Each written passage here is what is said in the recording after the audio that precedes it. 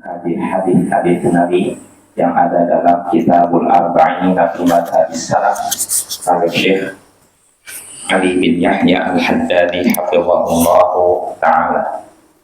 Ya, pada pertemuan sebelumnya kita sudah sampai bab atau ini apa judul hadis ismatu damil muslim, terjaganya darah seorang muslim.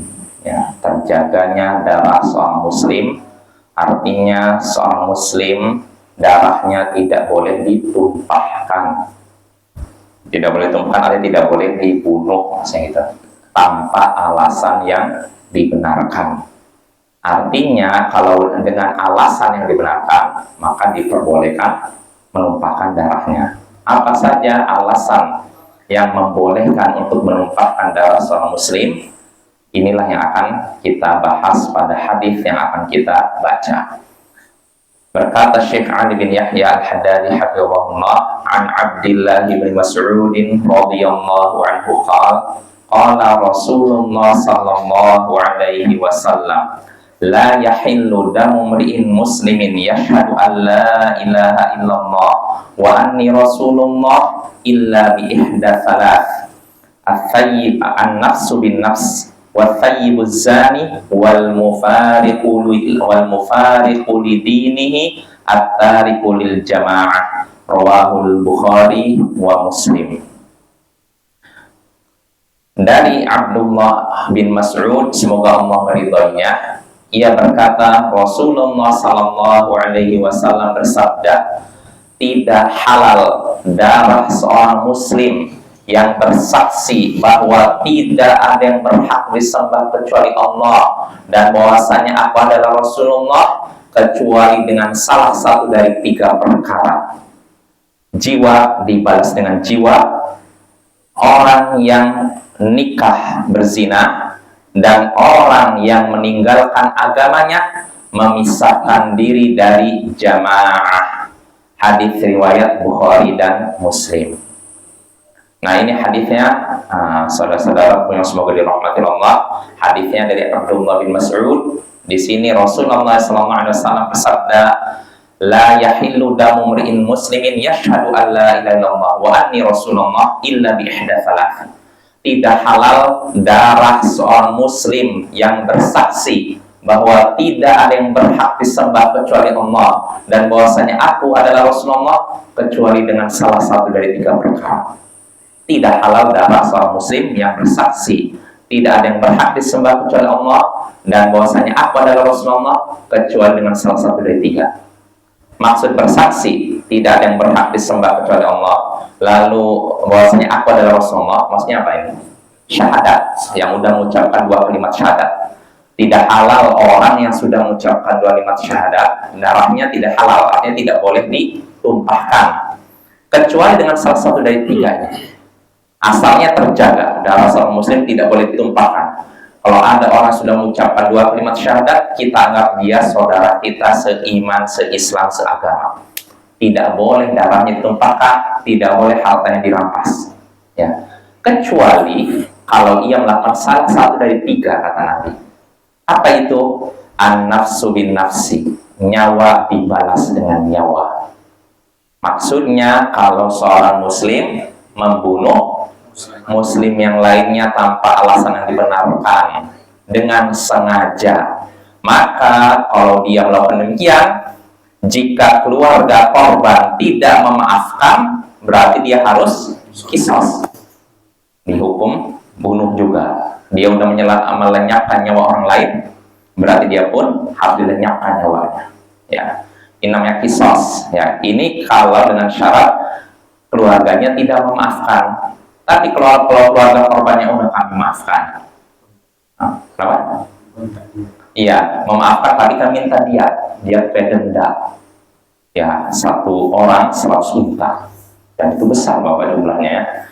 Nah, kalau misalkan ternyata kami maafkan, tapi kamu harus bayar dia, berarti si pembunuh nanti harus bayar dia, ya, dan jumlahnya besar. Nah, kalau misalkan mau dia, tapi kalau benar nggak mau, kami nggak mau maafkan kamu sekali. udah kisos. Atau dia memaafkan tanpa niat, ini juga boleh. Ya. Jadi ini kembali menjadi hak siapa? Keluarga korban.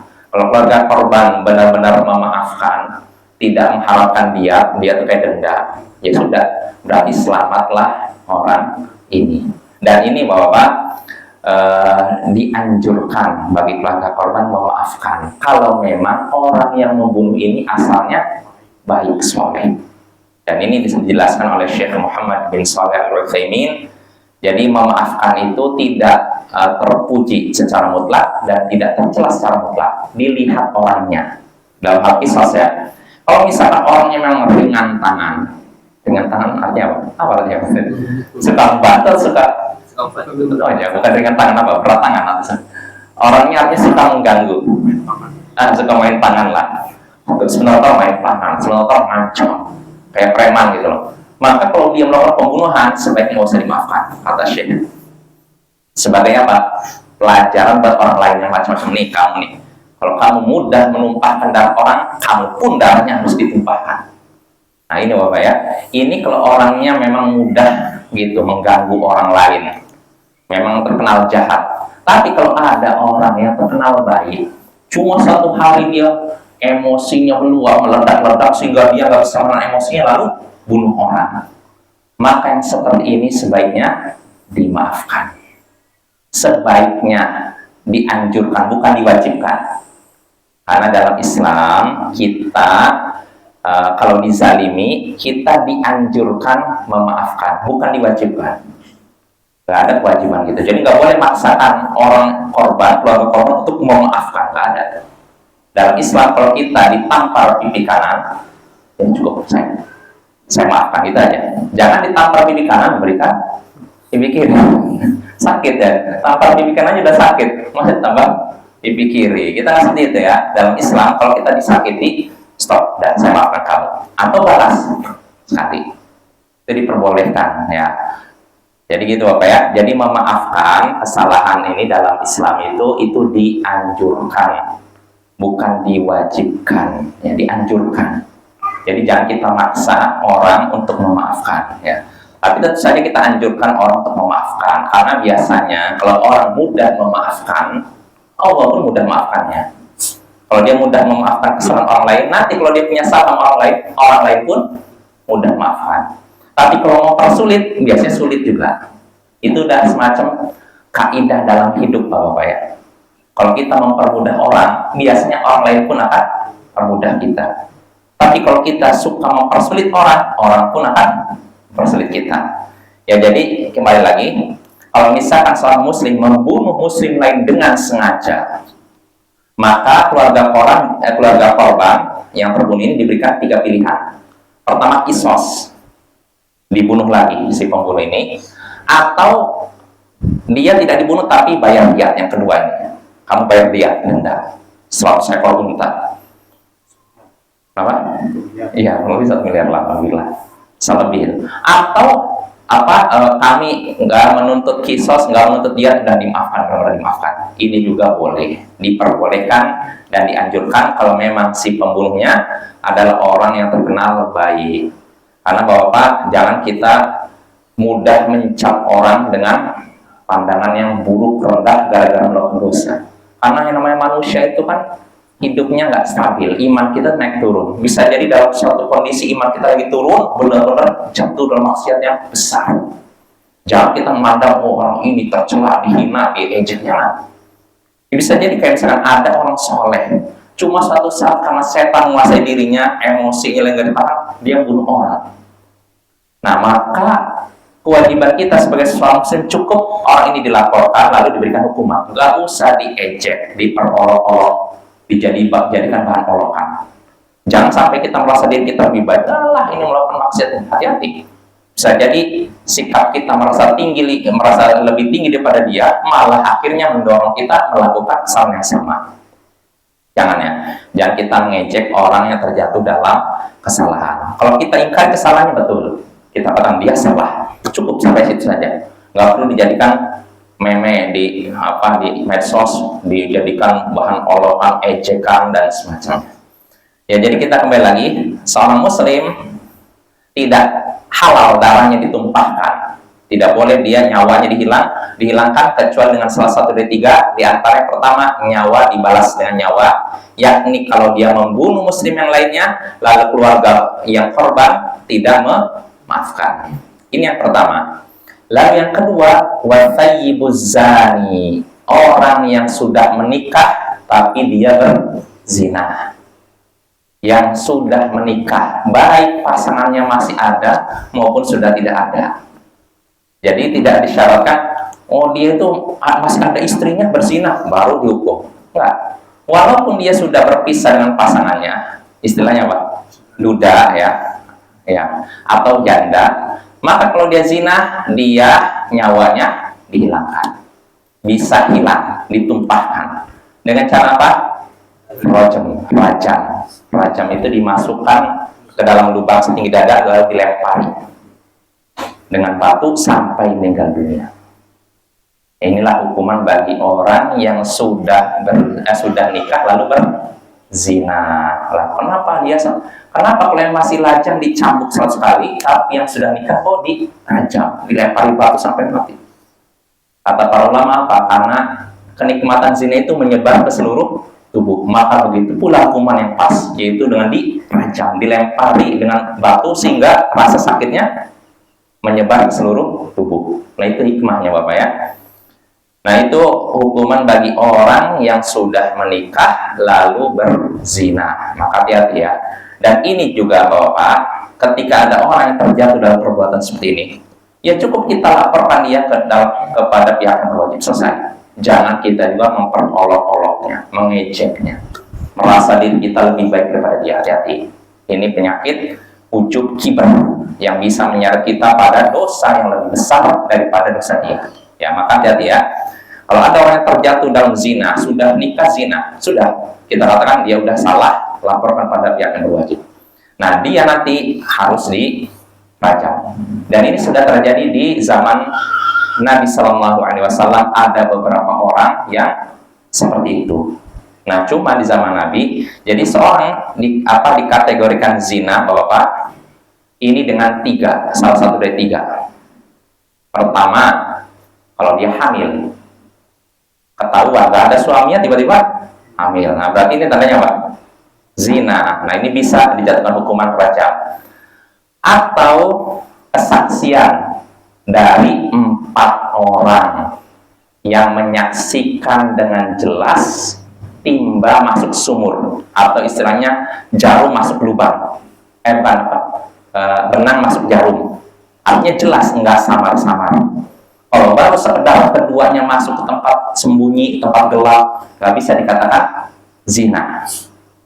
Harus jelas. Dan itu pun syaratnya 4. Kalau yang menyaksikan 1 saja, nggak bisa. Walaupun jelas menyaksikan, saya lihat jelas, ini udah masuk sini, jelas, nggak bisa. 2 bagaimana? Sama juga nggak bisa. 3 nggak bisa. 4 baru. Kira-kira mudah nggak 4 orang menyaksikan kejadian ini dengan jelas? Enggak. Terus apa hikmahnya? Supaya kata para ulama, apa hikmahnya? Bermudah-mudahan. Supaya nggak bermudah-mudah ucapan fulan zina. Hati-hati Bapak ya. Zaman sekarang nih orang tuh latah, menyaksikan ini perempuan sama laki-laki gini berdua langsung zina. Itu bisa kena hukum qadzaf. Qadzaf itu hukumannya dicambuk 80 kali. Iya, nggak diterima kesaksiannya. Kalau misalnya seorang menuduh tanpa 4 saksi. Ini pernah terjadi pada sahabat Nabi Abu Bakar. Abu Bakar dengan beberapa orang. Ketika itu menyatakan Mughirah bin Syu'bah, sahabat Nabi Mughirah bin Syu'bah berzina. Maka didatangkanlah Umar bin Khattab, menyatakan bawa saksimu atau aku cambuk punggungmu. Jelas Bapak ya? Jadi diminta saksi. Akhirnya dibawa saksi. Saksi ditanya, benarkah kalian menyaksikan Mughirah bin Syu'bah berzina? Jelas timba masuk sumur. Akhirnya beberapa saksi menyatakan, oh enggak, saya lihatnya cuma yang satu di atas, satu di bawah. Enggak cukup. Yang satu lagi narik persaksiannya, sehingga tinggal tersisa Abu Bakar. Abu Bakar bagaimana? Tetap nggak mau narik ucapannya. Akhirnya Umar bin Khattab yang cambuk 80 kali. Ini menunjukkan apa? Artinya dalam Islam, kehormatan seorang muslim itu benar-benar terjaga. Jangan sampai bermudah-mudahan si fulan zina hanya gara-gara berduaan dengan wanita. Kalau si fulan salah, betul. Tapi kalau zina, oh ini masalah besar. Karena zina dosa sangat besar, apa ya? Nah, jadi seorang bisa dijatuhi hukuman zina, hukuman apa? Rajam. Tadi diantaranya kalau hamil di luar hamil tanpa ada suami. Kedua, ada 4 saksi yang menyaksikan dengan jelas timba masuk sumur. Lalu yang ketiga, pengakuan pelakunya. Nah, yang banyak di zaman Nabi, yang cuma ada di zaman Nabi, yang ketiga ini. Jadi nggak ada di zaman Nabi seorang dihukum rajam gara-gara 4 orang menyaksikan si fulan sama si fulanah melakukan itu, nggak ada. Semuanya yang dihukum rajam yaitu orang yang ngaku. Tandanya apa ini? Jujur keimanan mereka. Wah, inilah para sahabat Nabi. Mereka manusia biasa, jatuh dalam kesalahan, tapi mereka adalah orang yang segera bertobat. Ketika mereka terjatuh dalam zina, mereka datang pada Rasulullah. Wahai Rasulullah, tahirni, sucikanlah aku, bersihkanlah aku dari dosa. Seperti wanita dari Juhainah datang pada Rasulullah dalam keadaan hamil. Dia langsung datang pada Rasulullah, ya Rasulullah, asabtu haddan faqimhu alaihi. Wahai Rasulullah, aku sudah terjatuh dalam dosa yang mengharuskan aku kena hukuman hudud, yaitu rajam. Tegakkanlah hukuman itu kepada dia. Bayangkan seorang wanita, bukan laki-laki, wanita, dia dalam hati datang pada Rasul dengan hati yang hancur karena dosa. Dia merasa sudah benar-benar menyesal melakukan dosa. Dia langsung datang pada Rasulullah, minta Rasulullah menjatuhkan hukuman pada dia. Bukan hamil. Akhirnya Rasulullah akan melihat dia hamil. Rasul manggil keluarganya, ahsin ilaiha fa idza wada'at fatini biha. Berbuat baiklah kepada wanita ini. Nanti kalau dia sudah melahirkan, baru bawalah dia ke hadapanku. Jelas ya? Akhirnya pulang lagi wanita ini. Padahal udah pengen sekali dia dihukum rajam kan. Rajam itu sakit loh. Kita dilempari orang nih batu sekali, kena kepala gimana rasanya? Sakit kan? Ini terus sampai mati, gimana rasanya? Nah, ini. Nah, akhirnya wanita ini karena kata Rasulullah nggak ingin menjatuhkan hukuman dalam keadaan dia hamil. Akhirnya disuruh pulang lagi sama keluarganya, bawa dia, berbuat baik kepada dia. Nanti kalau sudah hamil, sudah melahirkan, bawa lagi. Akhirnya pulang. Setelah berapa bulan lahirlah anak itu, barulah dibawa kepada Rasulullah. Maka Rasulullah pun memerintahkan dibuatkan lubang. Untuk apa? Wanita itu di situ, lalu diikatlah kain di atasnya supaya enggak nampak auratnya. Baru Rasulullah pun memerintahkan para sahabat yang merajam dia. Dirajam, dilempar sampai meninggal dunia. Nah, setelah dia dirajam meninggal dunia, jenazahnya diangkat, dimandikan, mau disolatkan. Ketika itulah Umar bin Khattab berkata kepada Rasulullah, "Tusalli 'alaiha ya Rasulullah wa qad zanat." Engkau hendak menyolatkan jenazah wanita ini wahai Rasulullah, padahal dia sudah berzina. Artinya gimana nih, dia kalau zina dosa besar, kok Anda malah menyolatkan jenazahnya, gimana ini? Nah, Umar bin Khattab menganggap perbuatan dosanya sudah sangat besar, nggak layak untuk disolatkan. Namun apa kata Rasulullah? Laqad tabat taubatan law qusimat baina sab'ina min ahli Madinah lawasi'atum. Sungguh wanita ini sudah bertobat kepada Allah dengan taubat yang sempurna, yang seandainya taubat ini dibagikan kepada 70 orang penduduk Madinah, niscaya taubat ini cukup bagi mereka. Jelas Allah maksudnya? Dia taubat benar-benar tulus kepada Allah dengan hati yang hancur di hadapan Allah, yang ngomong gitu. Sehingga akhirnya apa? Kata Nabi, seandainya taubat ini dibagikan kepada 70 orang pelaku maksiat, taubat ini cukup untuk mereka. Mereka semua akan terima taubat oleh Allah. Bayangkan, artinya wanita ini adalah orang yang punya imannya kuat. Jadi dia benar-benar tulus kepada Allah, memohon ampun kepada Allah, meminta agar dijatuhkan hukuman rajam. Dan itu nggak mudah loh. Ini perempuan loh, bukan laki-laki. Biasanya yang tegar menghadapi hukuman loh laki-laki, tapi ini perempuan. Dia merelakan diri untuk kena hukuman karena dia ingin dihapuskan dosanya. Dan akhirnya benar-benar dijatuhi hukuman rajam, meninggal. Tapi kata Nabi, dia sungguh telah bertobat dengan tobat yang seandainya dibagikan kepada 70 orang penduduk Madinah, niscaya tobat ini cukup bagi mereka semua. 70 orang pelaku maksiat dibagikan tobat dia, diterima semua, tobatnya cukup. Luar biasa.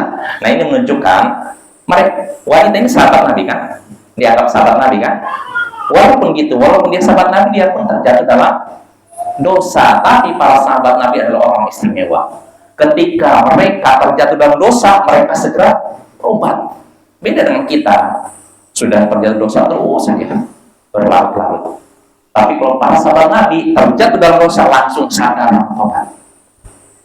Walaupun konsekuensinya tobat mereka menyebabkan hilang nyawa mereka. Nah ini Bapak ya, jadi sekali lagi, kalau ada orang terjatuh dalam zina sekalipun, orang ini tentu saja sudah melakukan dosa yang sangat besar. Tetap kita jangan mengejek, merendahkan dirinya. Cukup kita laporkan, selesai. Nggak usah digunjing, apalagi sudah dikasih hukuman, selesai. Hukuman itu penghapus dosanya. Jangan lagi kita ungkit-ungkit dosanya. Jelas Bapak ya, nggak boleh diungkit dosanya. Oh ini dia udah tahu. Hati-hati, nanti gara-gara kita mengungkit dosanya, kita sudah melakukan dosa yang bisa jadi lebih besar daripada dia. Ya ini ya. Nah jadi ini sekali lagi kita kembali di antara penyebab bolehnya nyawa seorang muslim dihilangkan, darahnya ditumpahkan, yaitu kalau seorang sudah nikah, dia berzina. Nah sudah nikah, artinya kalau belum nikah cuma dicambuk 100 kali.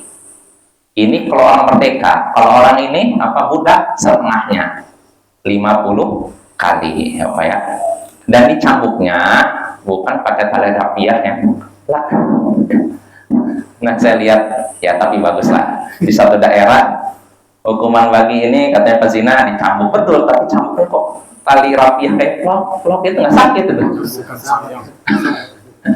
Nggak seperti itu nggak sakit, tapi herannya walaupun dicambuk kayak gitu masih protes. Orang pertanyaan saya sakit sekali, padahal cambuknya saya perhatikan ya kayak tali apa itu, mungkin anak kecil pun ya sakit pun nggak terlalu seberapa gitu. Nah dalam ini prakteknya sebenarnya menggunakan tali seperti tali yang ya tali inilah di sini. Ya cambuk lah, jadi bukan tali rapi yang modelnya, cambuk benar menyakitkan dengan sesungguhnya. Dan ketika menjalankan hukum itu jangan ada rasa sayang, maksudnya jangan ada rasa kasihan. Ini hukum Allah, jangan sampai karena rasa kasihan kita tidak mau menerapkan hukum Allah. Nah, termasuk kisos Bapak yang tadi hukuman pancung. Kalau seorang membunuh, maka balasnya dengan dibunuh dengan pancung di penggal. Nah ketika eksekutor memancung ini orang yang kisos ini jangan ada rasa kasihan. Artinya gimana? Ini hukum Allah. Ya, jadi harus berani, enggak, ini hukum Allah. Selesai, itu aja. Apa ya? Dan jangan dibayangkan para eksekutor ini kisos tuh orang-orang jahat, preman, enggak. Orang biasa. Bahkan mereka itu muka-muka yang lembut, enggak ada. Kalau kita bayangkan, dibayangkan eksekutor kisos tuh orangnya garang, enggak. Ada salah ustaz yang pernah ke Arab Saudi, ketemu dengan eksekutor kisos. Jadi kalau ada pembunuhan, dia yang mengkisos, pancung. Enggak leher. Nah, ketemu pas dilihat muka, nggak ngira, ternyata ini eksekutornya. Mukanya muka-muka orang yang ya lembut, nampak kayak nggak berdosa gitu.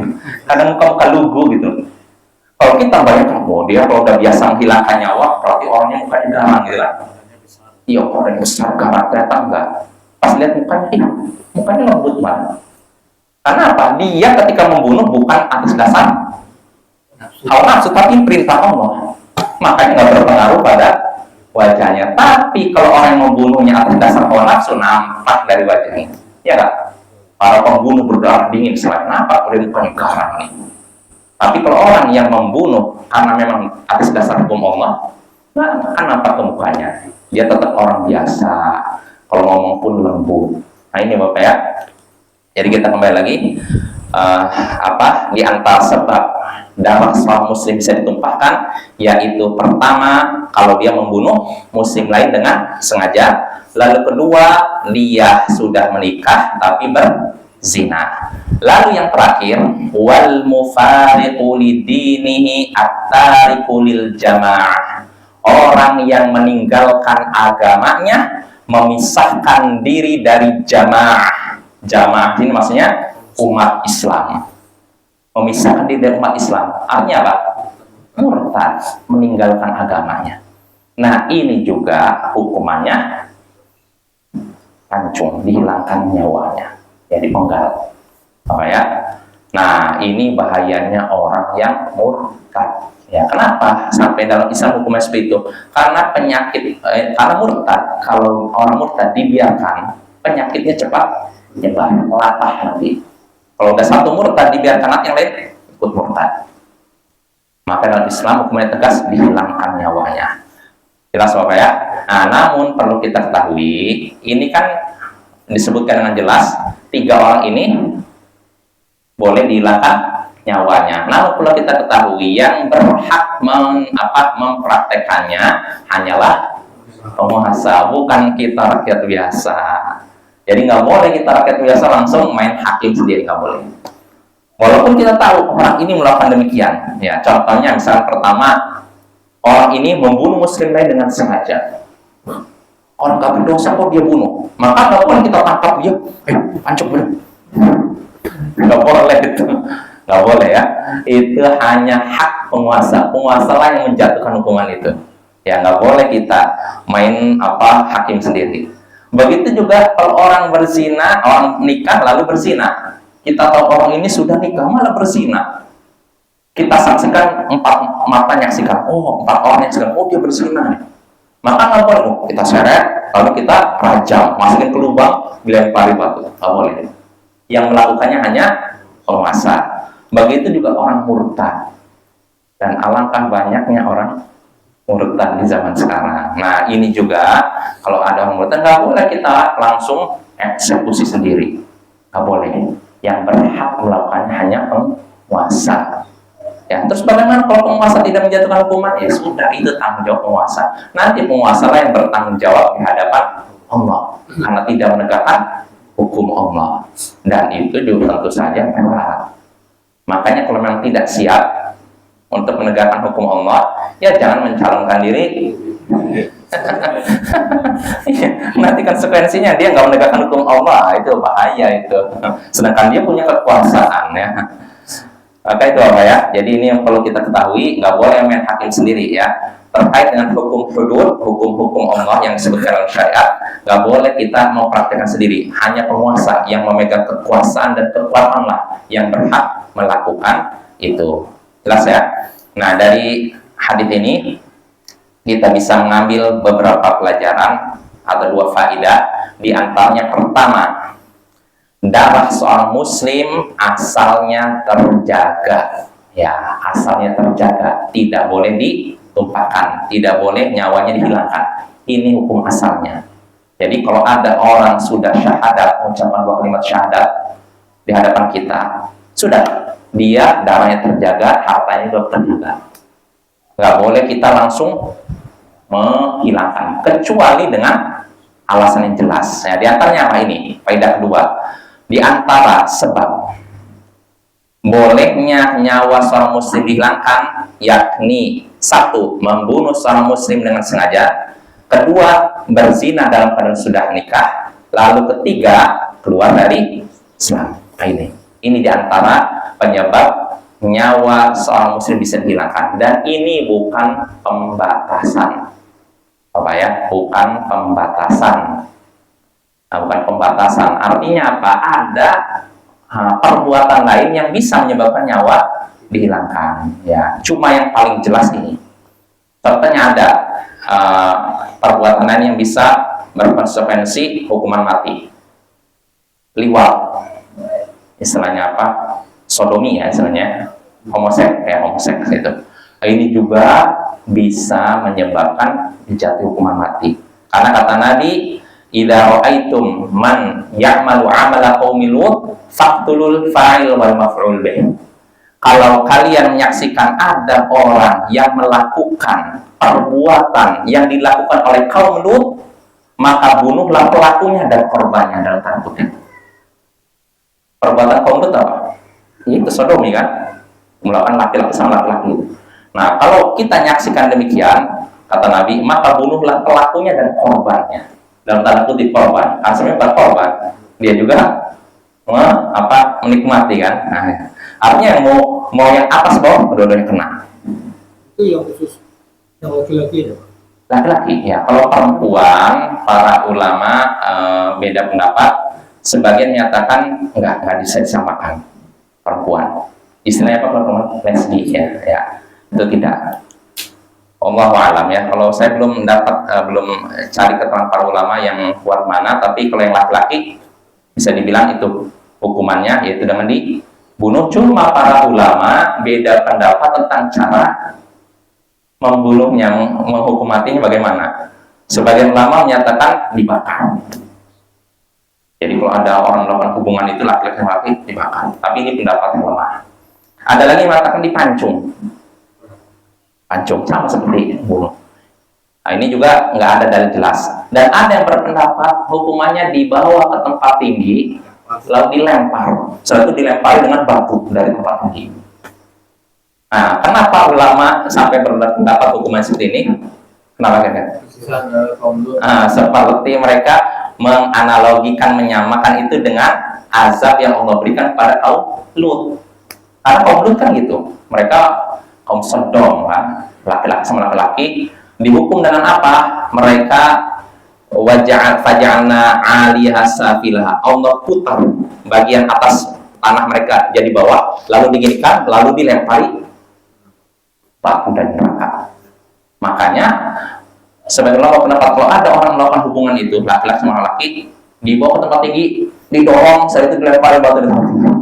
Ini juga tidak ada dalilnya secara jelas. Terus bagaimana Allahu a'lam dikembalikan kepada kebijakan penguasa. Ya kalau memang penguasa mungkin berpendapat lebih bagus langsung aja didorong ke bawah tembak, atau dengan pancung silakan, atau kalau praktekkan seperti tadi dilemparkan dari tempat tinggi lalu lempar batu itu pun silakan. Intinya yang boleh ditumpahkan darahnya bukan cuma 3 ini saja, bukan pembatasan. Termasuk diantaranya tadi bisa juga orang yang melakukan hubungan sodomi itu Dan ini harus kita waspadai Bapak. Ini yang fenomena seperti ini banyak tersebar, udah mulai merajalela di tengah-tengah masyarakat kita dan cepat nular. Istilahnya generasi tulang lunak. Nah, ini harus waspada nih ya. Penyakit ini biasanya nyebar. Orang kalau udah sekali ini melakukan itu nanti ketagihan biru-biru. Bahkan banyak menurut penelitian orang yang melakukannya dulunya adalah korbannya. Karena udah ketagihan, keenakan, dia jadi pelakunya. Nah, ini waspada nih. Kita harus waspada, jaga anak-anak kita, jangan taruh anak kita ke tempat pendidikan yang sembarangan. Cek dan dicek seperti apa lembaga pendidikannya, bagaimana gurunya, ya, jangan sembarangan. Nggak cuma, ini misalkan pendidikan agama, langsung asal masuk aja, cek dulu seperti apa istilahnya track recordnya, jejak rekaman jejak perjalanan lembaga ini sudah bagus atau tidak. Kalau bagus silakan, tapi kalau bermasalah jangan coba-coba ya. Jangan jadikan anak kita seperti istilahnya barang taruhan. Yang pertama siapa tahu baik atau siapa tahu bagus dan siapa tahu enggak, kan sembarangan ya. Jangan jangan jadikan anak kita kelinci percobaan. Nggak boleh ya, kelinci percobaan. Anak kita bukan kelinci kan. Jadi jangan naruh anak kita sembarangan ke tempat pendidikan yang sembarangan. Lihat akidahnya seperti apa, guru-gurunya akhlaknya seperti apa, dan semacamnya. Itu Bapak ya. Jadi sekali lagi yang tadi penyebab bolehnya dihilangkannya waswan muslim, yang 3 ini bukan pembatasan, masih ada lagi selain ini ya. Nah, itu hadis ke-31. Nah, sekarang kita masuk hadis berikutnya yang disebutkan oleh Syekh Ali bin Yahya Al-Haddadi rahimahullah, hafizahullah. Hadis yang ke-32 di sini Syekh menyebutkan tahrimu sabbil muslim wa muqatalati. Nah, ini diharamkannya mencela muslim, seorang muslim, dan memeranginya. Diharamkan mencela seorang muslim dan memeranginya. Kita tidak boleh mencela seorang muslim, tidak boleh memeranginya tanpa alasan yang dibenarkan. Ya, kenapa diharamkan? Kita baca hadisnya. Berkata Syekh Ali bin Yahya Al-Haddadi hafizahullah, an Abdullah bin Mas'ud radhiyallahu anhu, anna an-nabiy sallallahu alaihi wasallam qala, sibabul muslimi fusuqun wa qitaluhu kufrun. Rawahul Bukhari wa Muslim. Dari Abdullah bin Mas'ud, semoga Allah meridhoinya, bahwasanya Nabi sallallahu alaihi wasallam bersabda, mencela seorang muslim adalah kefasikan dan memeranginya adalah kekafiran. Hadis riwayat Bukhari dan Muslim. Nah, ini hadisnya dari Abdullah bin Mas'ud. Jadi di sini Nabi SAW menyatakan mencela seorang muslim adalah kefasikan dan memeranginya adalah kekafiran. Jelas tidak maknanya? Jelas insya Allah ya. Mencela seorang muslim adalah kefasikan. Artinya itu kemaksiatan, dosa kita mencela seorang muslim, ya. Lalu memeranginya adalah kekafiran. Nah, kekafiran berarti saya kalau memerangi seorang muslim, bunuh seorang muslim, saya keluar dari Islam. Nah, mungkin kita berpikir seperti itu. Namun itu anggapan yang keliru. Ya. Kenapa? Kita baca keterangan dari Syekh di sini. Qultu, aku katakan, qauluhu sallallahu alaihi wasallam wa qital kufrun laisa wal kufrul akbar. Laisa wal kufrul akbar. Nah, aku katakan sabda Nabi tadi membunuh, memerangi seorang muslim adalah kekafiran.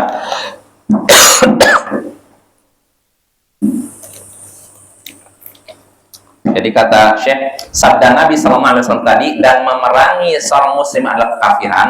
Ini maksudnya bukan kekafiran besar yang mengeluarkan dari Islam, enggak. Karena kekafiran itu ada dua, kekafiran kecil sama kekafiran besar. Kalau seorang melakukan kekafiran besar, keluar dari Islam. Contohnya ada orang mencela Al-Quran, ini kafir besar, keluar dari Islam. Ya, atau ada orang sujud ke patung, nah ini kafir besar. Nah, ada juga kafir kecil, artinya perbuatan dosa besar tapi tidak mengeluarkan dari Islam. Contohnya kufur nikmat. Ya, kufur nikmat artinya lupa dengan nikmat Allah. Dapat nikmat, ini saya hebat nih. Bisa dapat jabatan tinggi, ini karena kecerdasan saya, ini karena kegigihan saya, lupa nikmat Allah. Ini namanya kekafiran, tapi kekafiran kecil. Nah, tapi perlu kita ketahui, walaupun dikatakan kekafiran kecil, tapi dosanya besar. Nah, termasuk dalam masalah ini memerangi seorang muslim, membunuh seorang muslim, ini bukan kekafiran besar. Artinya tidak mengeluarkan dari Islam. Ini kekafiran kecil. Tapi kalau walaupun disebut kecil, dosanya sangat besar. Ya, bukan dosa kecil. Jadi kita jangan tertipu bahwa ketika dikatakan ini kekafiran kecil, oh kecil berarti dosa kecil, enggak. Sama seperti ini syirik besar, syirik kecil. Syirik besar mengeluarkan dari Islam, tapi kalau syirik kecil tidak mengeluarkan dari Islam, tapi dosanya besar, sangat besar, Bapak ya. Nah, contohnya tadi di sini, memerangi seorang muslim, membunuh seorang muslim, ini bukan kufur kafir besar, tapi kafir kecil, tetap dosa besar. Lalu kata Syekh, falaisa fi hujjatun liman yukaffiru sahibal kabirah. Hadis ini bukan dalil bagi orang yang menyatakan kafirnya pelaku dosa besar. Ya, jadi dalil hadis tadi bukan dalil bagi orang yang mengeluarkan pelaku dosa besar dari Islam. Karena ada namanya sekte Khawarij. Mereka mengkafirkan pelaku dosa besar. Kalau ada pelaku dosa besar, mereka kafir. Ada pezina, ini kafir, pencuri kafir, koruptor kafir, dikeluarkan dari Islam. Nah, ini keliru. Apa dalilnya kaum Khawarij menyatakan pelaku dosa besar kafir? Ini diantaranya. Kata mereka, nih Nabi sendiri menyatakan mencela seorang muslim adalah kefasikan, membunuhnya adalah kafiran. Berarti orang melakukan dosa besar, contohnya membunuh, kafir, keluar dari Islam. Ini Khawarij menyatakan demikian. Padahal hadis ini bukan dalil bagi mereka. Kenapa? Kata Syekh sini, waqad athbatallahu lil qatili 'amdan mutlaqal iman. Karena sungguh Allah telah menetapkan keimanan bagi orang yang membunuh dengan sengaja. Allah sudah menetapkan bahwasanya orang yang membunuh dengan sengaja masih beriman. Dalilnya apa? Faqala ta'ala, kata Syekh, wa in ta'ifatani minal mu'minina iqtatalu fa aslihu bainahuma. Perhatikanlah al-ayat. Kalau ada dua kelompok orang beriman saling berperang, maka damaikanlah keduanya. Kalau saling berperang, kira-kira saling bunuh nggak? Iya. Pasti saling bunuh kan? Nah, tapi Allah katakan jika dua kelompok orang beriman. Allah tidak katakan dua kelompok yang sudah kafir, enggak. Tapi Allah katakan beriman. Ya, mereka masih beriman. Orang yang membunuh muslim yang lain ini masih beriman, tapi imannya anjlok. Gitu loh. Tidak tinggi tentu saja ya. Imannya benar rendah gitu. Jadi Allah katakan jika dua kelompok orang beriman berperang, maka damaikanlah keduanya. Di sini kata Syekh, fa'atbata lahu subhanahu wa ta'ala iman ma'a kaunihima mutaqatilin. Nah ini, Allah tetap menetapkan iman bagi mereka, dua kelompok yang berperang ini, padahal keduanya sudah saling membunuh. Nah ini ya, ini dalil ahlu sunnah bahwasanya pelaku dosa besar tidak kafir. Ya, tapi ketika tidak kafir bukan berarti dia mukmin sempurna seperti imannya Jibril, enggak. Ya, kita katakan dia orang beriman, muslim, tapi keimanannya sangat rendah. Jelas Bapak ya? Insya Allah ini pembahasan ini mungkin karena panjang akan kita lanjutkan pada pertemuan berikutnya. Nah, artinya kita sudah sampai hadis ke-32, hadis yang bunyinya mencela seorang muslim adalah kefasikan dan memeranginya adalah kekafiran ya. Wassallallahu ala nabiyyina Muhammadin wa ala alihi wa sahbihi ajma'in. Wa akhiru da'wana alhamdulillahi rabbil alamin. Assalamualaikum warahmatullahi wabarakatuh.